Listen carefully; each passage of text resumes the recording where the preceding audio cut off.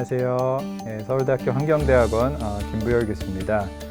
오늘은 지속가능 발전을 위한 새로운 접근, 사회적 경제라는 주제로 좀 이야기를 같이 좀 나눠보려고 합니다. 사회적 경제와 관련된 이야기를 나누기 전에 제가 어떻게 이 주제에 관심을 갖게 되었는지 제 간략한 소개부터 하고 오늘 이야기를 좀 나누고 싶습니다. 저는 대학교 학생 때 이 방글라데시 그라민은행의 무하마드 유누스 총재를 우연히 인터넷에서 보게 되었어요.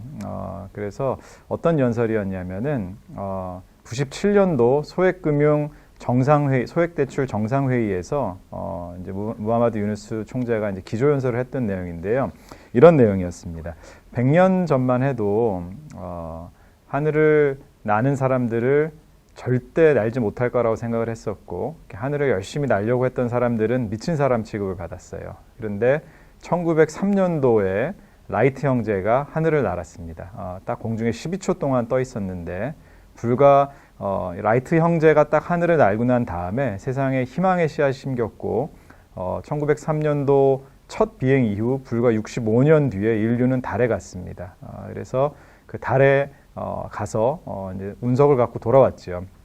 그래서 무하마드 유누스 총재가 가난한 사람들한테 담보 없이 작은 돈을 빌려줄 때 사람들은 이게 제대로 되는 일인가 이렇게 의심을 했지만 무하마드 유누스 총재는 어쨌든 나도 라이트 형제처럼 12초는 날았다. 여러분들이 힘을 합쳐주면은 50년 뒤에 우리도 우리의 달나라에 갈 수 있는데 그 달나라는 빈곤 없는 세상이다.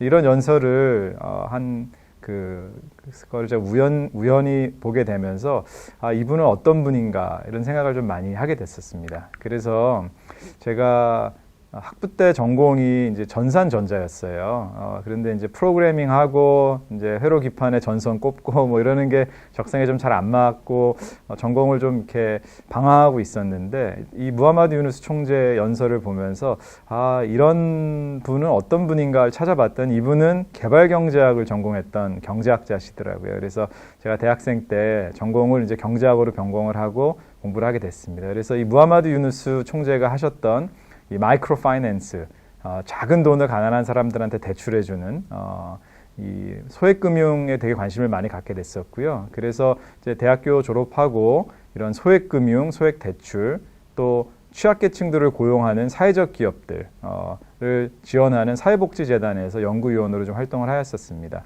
이 사진은 2006년도에 무하마드 유누스 총재가 서울 평화상 수상차 이제 한국에 방문하셨었을 때고요. 그 뒤로 이제 2007년도에 저희가 탈북자 사회복지재단, 제가 같이 일하고 있는 사회복지재단에서 탈북자들을 고용해서 박스 공장을 경기도 파주에 만들었었는데요. 그 사회적 기업에 파주에 있는 사회적 기업 메자닌 아이팩이라는 사회적 기업인데요. 그 사회적 기업에 방문하셨을 때 사진을 좀 이렇게 같이 한번 나눠봤습니다.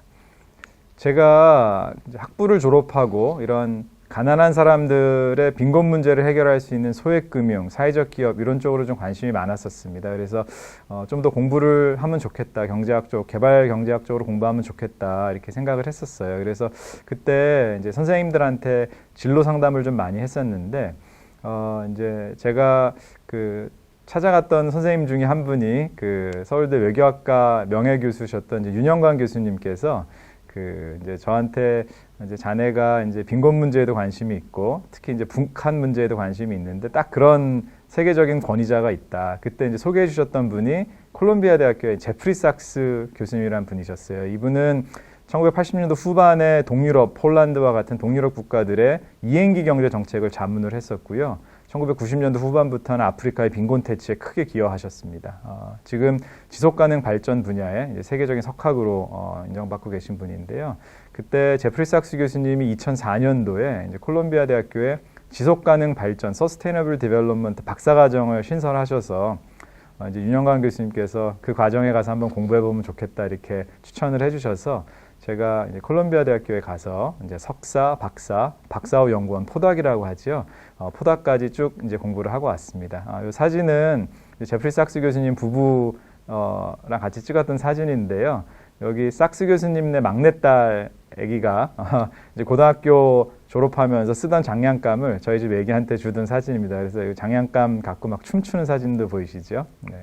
그래서 제가 이제 박사과정 공부할 때는 지속가능 발전 관련해서 아프리카의 개도국에서 많은 사업들을 좀 참여했었습니다. 그래서 아프리카 최빈 국가 중에 한 국가인 말라위에서는 이제 여학생 교육 지원 사업, 에이즈 예방 사업, 말라위는요 당시에 전 성인 인구의 11%가 에이즈 감염이었습니다. 그래서 에이즈 예방 사업, 그 다음에 임산부 모자 보건 사업 등을 진행했었고요. 동부 아프리카의 에티오피아에서는 모자 보건 사업에 좀 참여했었습니다. 그리고 서부 아프리카 가나에서는 이런 최빈 국가에서는 보건소 이런 그 의료 시설들이 충분치가 않기 때문에 이제 제프리 삭스 교수님이 하셨던 큰 캠페인 중에 하나가 한 고등학교 정도 졸업한 사람들을 지역사회 보건요원으로 양성해서 아주 기본적인 의료 보건 서비스들을 제공하게 하자라는 캠페인이 있었는데요. 그래서 제가 가나에서는 이 1 밀리언 커뮤니티 헬스 워커 캠페인이라는 지역사회 보건요원 양성 프로그램에 좀 참여했었습니다. 그래서 이 사진 중에 첫 번째 사진은요, 말라위에서 찍은 사진인데요. 제가 일했던 그 말라위에 그 치무투라는 지역이 있었는데요. 한 인구가 한 9만 명 정도 되는 지역입니다. 근데 보건소가 하나밖에 없었어요. 그래서 이 치무투 북쪽에 의료시설 접근성이 아주 떨어지는 곳에 저희가 음세체라는 지역에다가 이제 보건소를 지었어요. 그래서 이 보건소 지었던 사진이고요. 두 번째 사진은 그 치무투 지역에 이제 마을이 한 900개 정도가 있었는데요. 저희가 2달에 한 번씩 마을들을 방문해서 임산부들에게 그 영양 서비스도 제공해주고 말라리아 검사도 해주고 이제 의료 보건 영양 서비스들을 제공해주는 사진입니다. 제가 이제 박사과정 마치고 포닥을 하고 있다가 2015년도에 이제 한국에 돌아오게 됐는데요. 이제 한국에 돌아와서는 좀 우리 한국이랑 지리적으로 좀 가까운 동남아시아 쪽 사업을 좀 많이 하게 됐었습니다. 그래서 미얀마와 캄보디아에서 농촌 공동체 개발 사업을 이제 코이카가 지원해서 수행을 했었는데요. 이게 1970년도 우리나라 새마을운동 사업의 큰 성공 모델을 벤치마크해서 이제 미얀마와 캄보디아에서 이 농촌 공동체 개발 사업들을 진행했고 그 사업을 평가하는 그 업무를 제가 담당했었습니다. 그래서 오른쪽 마지막 사진은 이제 미얀마의 이 농촌 공동체 개발 사업 평가차 제가 갔었을 때인데요. 이때는 아마 온도가 한 42도쯤 됐었습니다. 아주 더웠을 때고요. 근데 좀 안타까운 거는 미얀마에서 이제 군부 쿠데타가 일어나서 지금 많은 분들이 큰 고통을 겪고 있는데요. 미얀마에 지금 다시 가지 못해서 개인적으로 좀 안타깝게 생각하고 있습니다. 제가 이제 박사과정 때는 이제 개도국, 특히 아프리카에서 다양한 개발 협력 사업들을 진행하고 평가하는 일을 하였었고요. 하지만 동시에 그런 사회적 경제 관련된 재단에서도 계속 관련해서 일을 했었어요. 그래서 사단법인 더 좋은 세상 PPL이라는 재단이 있는데요. 이 재단에서는 사회적 기업가들을 육성하고 이런 육성된 사회적 기업가들이 이제 사회적 기업을 설립하겠죠. 소셜 벤처를. 그러면 이곳에 이제 시설 자금을 대출해주고 또 이런 사회적 기업가 소셜 벤처 하는 분들을 특히 이제 환경 분야의 사회적 기업가들을 육성하는 LG그룹에서 진행하는 LG 소셜 캠퍼스라는 큰 프로그램이 있는데요. 이 더 좋은 세상 PPL 재단에서 LG 소셜 캠퍼스 사업을 위탁 운영하고 있습니다. 또 이런 소셜 벤처나 사회적 기업가들에게 투자, 임팩트 투자도 하고요. 또 PPL 재단이 아시아에서 우리나라 최초로 그 사회 성과 채권 사업, 소셜 임팩트 본드 사업에도 투자를 했었습니다. 이게 첫 번째 사진이 그 소셜 임팩트 본드 사업 관련해서 이제 시작했었을 때 국제 컨퍼런스 사진인데요. 이거는 전 개인적으로 참 의미가 있는 그 사업이었다고 생각을 해요. 그래서 이제 서울시에서 이 지능이 정상과 이제 정신 지체 그 사이에 있는 경계성 지능 아동들에 대해서 3년 동안 집중적으로 심리 치료와 회복 교육을 해주고 그리고 나서 그 아이들이 정상지능으로 회복이 되면은 그 아이들이 회복되는 숫자만큼 이 민간에서 투자한 투자금을 다시 돌려주는 이런 사회성과 연계 채권 사업이었는데요. 그 사업에 이제 PPL 재단이 한 10억 정도를 투자했었고요. 그래서 3년 동안 대교 눈높이 재단이랑 같이 경계성 지능 아이들에 대해서 지원하고 교육을 했었는데요. 놀랍게도 참여했던 아이들의 절반 이상이 그 정상지능으로 회복이 돼서 PPL 재단이 투자했던 10억 원 금액을 다 돌려받고 인센티브까지 받았던 개인적으로 참 보람있고 의미가 깊었던 사업이라고 생각합니다. 그리고 또 이런 사회적 기업들에 대해서 또 지원해주는 큰 프로그램 중에 하나가 SK그룹에서 지원하는 사회성과 인센티브라는 사업이 있습니다. 소셜 프로그레스 크레딧이라는 사업이 있는데요. 이런 사회적 기업 소셜 벤처들이 창출하는 사회성과를 정확하게 측정하고 그 측정된 그 사회성과에 따라서 인센티브를 주는 프로그램인데요. 제가 이 SK그룹에서 진행하는 SPC 프로젝트의 그 효과성 평가도 담당을 하고 있습니다. 그래서 제가 어떻게 이런 사회적 경제에 관심을 갖게 되었는지에 대해서 간략하게 소개를 했습니다. 이제 오늘의 이제 첫 번째 주제인데요. 이제 지속가능 발전 목표부터 먼저 한번 나눠보고 싶습니다.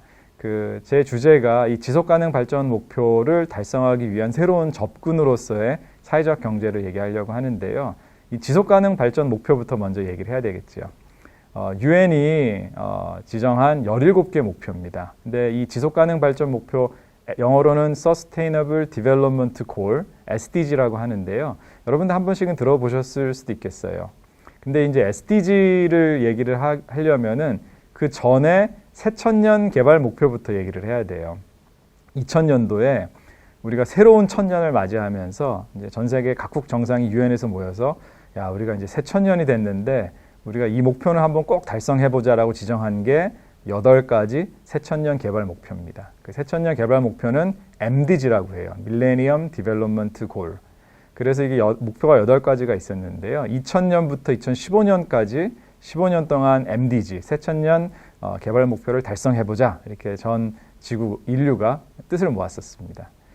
이제 2015년이 지났지요. 그래서 새천년 개발 목표 다음에 국제사회가 합의했던 목표가 바로 이 SDG, 지속가능 발전 목표입니다. 그래서 2015년, 2016년부터 2030년까지 또 15년 동안 이 목표를 달성하기 위해서 이제 전 세계가 같이 노력하고 있습니다. 이 목표를 한번 간단하게 좀 살펴볼까요? 17개가 있는데요. 첫 번째는 빈곤 퇴치. 새천년 개발 목표 MDG에서도 1번은 극빈을 절반으로 줄이는 게 목표였어요. 그런데 그 목표가 조금 더 확대돼서 모든 형태의 빈곤을 2030년까지 완전히 없애겠다. 이게 이제 지속가능 발전 목표 1번 목표입니다. 자, 두 번째는 영양, 기아, 우리 굶주림을 또 2030년까지 없애겠다. 이게 이제 두 번째 목표고요. 세 번째 목표는 우리 건강과 관련된 목표지요. 이게 특히 이제 코로나 이 팬데믹 사태에서는 이 3번 지속가능 발전 목표 3번이 너무나 중요하지요. 4번은 교육과 관련된 목표인데요.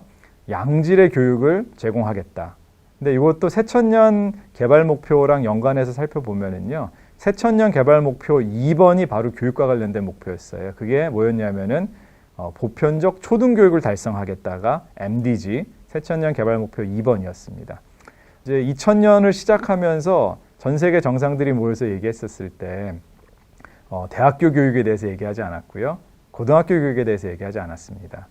당시 2000년을 맞이하면서 전 세계에 너무나 많은 아이들이 초등학교 교육도 받지 못하고 있었던 게 현실이었어요. 그래서 그 새천년 개발 목표를 설정할 때는 우리 아이들 최소한 초등학교는 좀 보내자. 이게 목표였습니다. 그래서 아프리카 국가들과 같은 최빈국에서도 이 초등학교 교육 등록률이 아주 많이 높아졌습니다. 이 초등교육 목표를 발전시켜서 지속가능 발전 목표 SDG 4번에서는 초등교육뿐만 아니라 중등교육, 고등교육까지 제공을 해야 된다는 목표를 갖고 있고요. 하나 더 크게 발전한 거는요. 단순히 아이들이 학교에만 등록하는 게 중요한 게 아니라 아이들이 거기서 공부를 잘 해야 된다. 그래서 양질의 교육을 제공해야 된다라는 목표가 SDG 4번 목표입니다. 5번은 이제 그 성평등 목표가 갖고 있고요. 6번은 깨끗한 물과 세니테이션, 위생을 강조하고 있습니다. 7번은 적정한 가격에 깨끗한 에너지를 어떻게 제공할 것인가에 대해서 목표를 설정했고요. 8번은 경제성장, 이 양질의 일자리를 제공하면서 어떻게 경제성장을 이끌어 나갈 것인가가 8번 목표입니다. 이 SDG 8번 목표는 사실 MDG, 새천년 개발 목표에는 없었어요. 새천년 개발 목표에는요, 빈곤 퇴치, 교육, 그 다음에 보건, 이런 목표 위주로 8가지 목표가 짜져 있었습니다. 그래서 전통적으로 중요했던 경제 발전, 경제 성장 목표가 지속가능 발전 목표 8번에 들어오게 되었습니다. 그리고 이제 9번 목표는요. 사회 기반 인프라스트럭처, 또 혁신에 대한 목표가 있고요. 10번은 불평등 감소입니다. 이것도 이제 MDG 지속 새천년 개발 목표에는 없었던 목표인데요. 이제 우리가 쭉 살펴보면 전 세계를 살펴보면 이 불평등이 갈수록 더 극심해집니다. 그래서 부자 나라와 가난한 나라의 차이도 점점 커지고요. 한 국가 안에서의 부자와 가난한 사람들의 격차도 점점 커지고 있습니다. 그래서 지속가능 발전 목표 10번에서는 이 불평등을 어떻게 줄일 것인가에 대한 목표를 설정하였습니다. 11번은 지속가능한 도시 목표인데요. 이것도 새천년 개발 목표는 없었던 새로운 목표예요. 근데 당시에 밀레니엄 디벨롭먼트 골은 빈곤을 줄이는 거, 극빈을 줄이는 거에 초점을 맞춰져 있었어요. 그러면은 당시 2000년 당시에 극빈층은 누군가? 이제 저개발 국가, 저소득 국가의 가난한 농촌 지역에 살고 있는 농부들이 대다수였습니다. 그런데 이제 2007년, 2008년이 지나면서 인류는 한 번도 경험해보지 못했던 새로운 현상을 겪습니다. 인류 역사상 최초로 도시에 사는 인구가 50%가 넘게 됐습니다. 그래서 이 도시에서의 지속가능 발전 문제를 더 이상 언급 안 할 수가 없게 된 거죠. 그래서 지속가능 발전 목표 11번이 지속가능한 도시 목표가 들어오게 됐어요. 12번은 우리가 너무나 많은 생산과 소비를 하고 있기 때문에 이거를 책임 있게 해야 된다. 12번이 책임 있는 생산과 소비고요. 13번은 우리가 기후변화에 대해서 이 지구온난화라든지 이산화탄소 배출 문제 이런 문제를 어떻게 해결할 것인지 이 기후변화에 대한 목표가 13번입니다. 그리고 수생태계를 어떻게 보존할 것인지 14번, 육상생태계를 어떻게 보존할 것인지 15번 이렇게 들어가 있고요. 16번은 평화와 안보, 튼튼한 제도를 다루고 있습니다. 마지막으로는 이 목표들을 다 달성하기 위한 국제적인 파트너십을 강조하고 있습니다. 17번. 목표가 되게 많지요. 이 17개 목표를 저희가 2030년까지 달성하면 좋겠다. 이렇게 전 세계가 약속하고 추진하고 있습니다. 자, 이 목표들을 좀 한번 쭉 살펴보면은 하나하나가 참 달성할 수 있을까? 이런 생각이 좀 들어요. 먼저 이 목표 중에 어떤 목표가 제일 중요한 목표일까요? 17개가 있는데 1번이 그래도 제일 중요하니까 제일 먼저 나온 게 아닐까요? 이렇게 생각하실 수도 있는데요. 중요한 순서대로 번호를 배치하는 건 아닙니다. 제가 예전에 반기문 전 유엔 사무총장님 한번 모시고 이 지속가능 발전 목표 특강을 한번 진행한 적이 있었는데요. 이 반 총장님 특강을 마치고 나서 한 학생이 질문을 했어요. 반 총장님께서 이 지속가능 발전 목표 SDG를 만들고 추진하시는데 큰 기여를 하셨는데 개인적으로 어느 목표가 제일 중요하게 생각하시는지 학생이 물어봤어요. 반기문 전 사무총장님께서 뭐라고 답변하셨을까요? 쉽게 대답을 해주지는 않으셨습니다. 그래서 모든 목표 하나하나가 다 중요합니다. 이렇게 대답을 해주시니까 그 학생이 그래도 꼭 하나만 꼽아주시면 좋겠습니다. 이렇게 계속 질문을 하니까 그때 꼽으셨던 거는 그 13번 목표였어요. 이 우리가 지구온난화, 기후변화 문제가 너무 심각하기 때문에 이 13번 기후행동을 제대로 해서 이 기후변화를 제대로 막지 못하면은 우리가 지구가 하나뿐인데 다른 목표들을 세울 만한 근거가 없어진다. 그래서 굳이 하나를 꼽자면은 13번을 뽑겠다. 이렇게 반 총장님은 얘기를 해줬습니다. 저는 이제 개인적으로 이제 최빈 국가에서의 교육 문제, 보건 문제 연구를 좀 많이 하다 보니까 4번 양질의 교육 이 목표가 저는 개인적으로는 제일 마음에 좀 와닿고요. 또 10번 불평등 이 교육만 해도요 부잣집 아이들과 가난한 집 아이들의 교육 격차 교육 불평등 점점 심각해집니다. 이거 우리나라도 마찬가지고요. 그래서 저는 양질의 교육을 얘기하고 있는 SDG 4번, 불평등 감소를 얘기하고 있는 SDG 10번이 좀 관심이 많이 가게 됩니다. 두 번째는 이 SDG 관련해서 한번 또 생각해 봐야 될 게요. 이 목표들 간에 좀 상충되는 부분들이 있는 거 아닌가 이런 생각을 하실 수 있어요. 예를 들면은 8번에서는 경제 성장을 해야 된다. 이렇게 얘기를 하면서 12번에서는 우리가 생산과 소비를 책임감 있게 잘 해야 된다. 너무 무절제하게 하면 안 된다. 이렇게 얘기를 하고 있어요. 13번에서 환경보호, 14번, 15번 얘기하고 있고요. 일단 일견으로는 경제성장 하려면 생산도 많이 하고 소비도 많이 해야지. 그럼 8번과 12번이 좀 상충되는 거 아닌가. 조금 환경은 오염시켜도 경제 발전 먼저 해야지, 생산부터 해야지 이렇게 생각할 수도 있어요. 그래서 과거에는 이런 8번과 12번, 13번, 14번, 15번 목표가 서로 좀 상충되는 것처럼 보일 수가 있습니다. 근데 요즘 시대는 꼭 그게 상충된다고 보기가 좀 어려워지는 세대가 된 것 같아요. 요즘 여러분들 ESG라는 말 많이 들어보시죠? Environmental, Social, Governance, 환경과 사회적 가치와 거버넌스, 지배구조를 강조하는 경영을 많이 강조하고 있는데요. 요즘은 이런 ESG 경영을 하지 않으면 기업들이 투자도 제대로 받지 못하고 이 시장에서 살아남기가 어려운 상황이 돼가고 있습니다. 그러면 지금과 같은 새로운 패러다임에서는 경제성장, SDG 8번을 하려면은 12번 책임감 있는 생산과 소비를 해야 되고 환경을 잘 보호해야지 오히려 시장에서 더 선택받는 세상이 된 거죠. 그래서 언뜻 보게 되면은 SDG 목표 간에 상충돼 보이는 목표들도 요즘은 오히려 이 목표들 8번, 13번이 오히려 시너지를 낼 수 있다. 이런 얘기를 할 수 있겠습니다. 마지막으로는 SDG 목표 한번 볼게요. 이제 2030년까지 이제 한 9년 정도 남았습니다. 그런데 우리 1번만 생각해도 우리 앞으로 9년 동안에 전 지구상에 있는 우리 빈곤의 문제를 완전히 우리가 없앨 수 있을까요? 여러분도 어떻게 생각하시나요? 저도 이 지속가능 발전을 연구하고 전공하지만 이게 잘 될까? 이런 생각이 좀 듭니다. 한 50% 새천년 개발 목표에서는 극빈을 1990년도 기준 대비 2015년까지 절반 이상 줄였습니다. 그래서 목표는 성공했는데 한 50%, 60%, 70% 줄이는 거는 가능할 것 같은데 100% 완전히 없애겠다 이게 될까? 저도 이런 생각이 좀 들어요. 양질의 교육, 초등학교 교육은 몰라도 중고등학교 교육도 최빈국가 아이들한테 다 제공해 줄 수 있을까? 잘 모르겠어요. 그래서 좀 현실적으로 우리가 이 빈곤 퇴치도 완전히 100% 없애는 게 아니라 뭐 한 80%, 90%좀 현실 가능한 수치로 재조정해야 되는 게 아닌가 이런 얘기들도 많이 나오고 있고요. 특히 코로나 팬데믹 이후에 모든 상황이 다 어려워졌기 때문에 아주 세계적인 과학학술지인 네이처에서도 네이처 논문에서 이런 얘기도 나왔어요. 우리 지속가능 발전 목표 다시 설정하자. 이거 달성하기가 어려울 것 같다. 이런 사설이 나오기도 합니다. 그런데 또 한편으로 생각해 보면은 그렇게 생각하는 게 우리 가치관과 세계관 자체가 좀 문제가 있는 거 아닌가 이런 생각도 해봤어요. 한 200년 전에 영국에서 대영 제국 당시에 엄청난 국부를 노예무역을 통해서 창출하고 있었습니다. 그런데 이 노예무역은 옳지 못한 일이기 때문에 폐지해야 된다고 얘기했던 사람들이 있었어요. 당시에는 이 대영 제국에서 노예무역을 폐지하는 거를 현실적으로 생각했던 사람들이 별로 없었을 겁니다. 근데 윌리엄 윌버포스와 같은 훌륭한 정치인들이 꾸준히 노력을 해서 몇십 년 만에 결국은 노예무역 제도를 폐지했지요. 지금 우리가 어떤 나라가 노예무역으로 돈을 번다. 그러면은 있을 수가 없는 일이죠.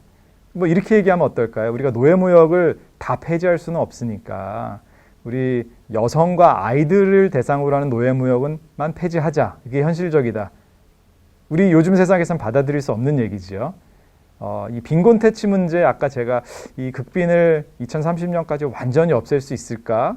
이렇게 생각하는 것 자체가 노예무역을 다 없앨 수는 없으니까 우리 남자 노예는 남겨두고 어린이와 여성 노예만 폐지하자. 이렇게 얘기하는 거랑 비슷한 거 아닐까요? 2020년도에 미국 대선에서요. 처음으로 여성 부통령이 당선이 됐습니다. 그런데 불과 딱 100년 전, 1920년 전까지만 해도 미국에서는요, 여성의 참정권이 없었어요. 그러니까 100년 만에 여성이 투표권을 가진 이후에 부통령이 나온 거죠. 미국에서도 100년 전에는 이런 얘기를 할 수 있어요. 어떻게 여성이 투표를 할 수 있어? 똑같이 얘기할 수 있는 거죠. 여성들한테까지 투표권을 주는 거는 좀 현실적이지 못해. 우리 그럼 이렇게 해볼까? 우리 최소한 대학 교육을 나온 여성들한테만 투표권을 줄까? 아니면 재산세를 내고 있는 여성들한테만 투표권을 줄까? 이렇게 얘기하는 거랑 우리가 빈곤 퇴치 2030년까지 할 수 있을까? 얘기하는 거랑 같은 맥락 아닐까요?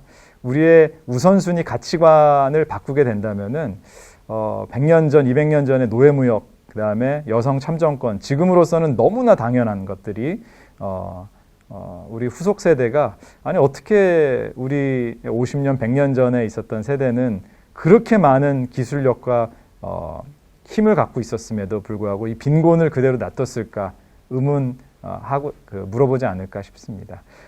아주 짧은 시간이었지만 지속가능 발전 목표 17개를 여러분들과 쭉 살펴보았습니다. 그런데 이 지속가능 발전 목표는 목표이면서 동시에 문제점입니다. 문제점이니까 우리가 이거를 문제점을 해결하기 위한 목표를 세웠겠지요. 그래서 우리 다음번 강의에서는 이 문제점이 도대체 왜 생기는 건지에 대한 논의를 한번 좀 다뤄보겠습니다. 그래서 저는 시장 실패와 정부 실패 관점에서 이러한 문제점들이 발생하고 있다라는 얘기를 좀 다음번 강의에서 좀 하도록 하겠습니다. 그러면은 다음번 강의에서 뵙도록 하겠습니다. 고맙습니다.